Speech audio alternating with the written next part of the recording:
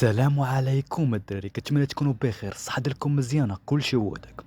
هاد لا فيديو مليء بالاخبار. غادي ندوزو على اغلب اللاعبين: شادي رياض، الخنوس، قيس رويز، كرواتيا وتفاصيل اخرى. نبداو بالاخبار. اول حاجه، رسميا ظهور لائحه المنتخب الكرواتي المونديال وهي على الشكل التالي. للاسف عندهم لاعبين كبار على مستوى وسط الميدان: مودريتش، كوفاتيتش، بروزوفيتش وفلاسيتش وماير. وايضا على المستوى الهجومي عندهم بيريسيتش وبوديمير. الا عرفنا كيفاش لعبوا ضد وسط الميدان ديالهم وعرفنا اخترقوه، غادي نربحوا ان شاء الله. اش بالكم في هاد اللائحه الخوت؟ ثاني حاجه، ندوزو لبلال الخنوس. اخر تصريح ديالو شنو قال؟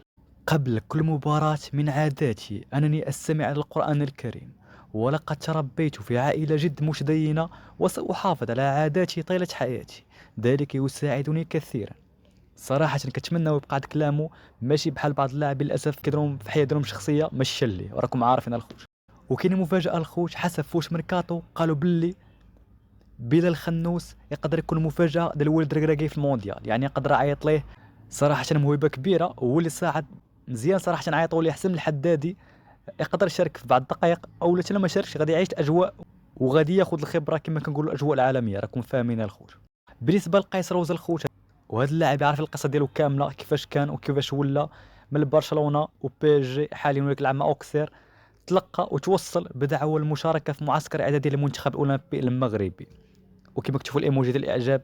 كان شحال ديال مفضل المنتخب اخر، لكن حاليا كما كطرا لهم كاملين حتى كيلقاو بلي القضيه حماضت مع البلاد اللي باغينا كيرجعوا للبلاد الام. اشادي رياض بعد ما لعب بضع دقائق البارحه في اول مباراه رسميه مع برشلونه، صاحب 19 عام قال: سعيد بالانتصار وظهوري الرسمي الاول مع الفريق الاول، الحمد لله.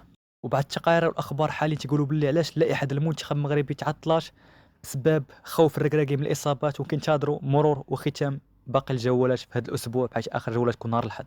اش بالكم الخوت؟ هذا ما كان، الله ولي فراسكم.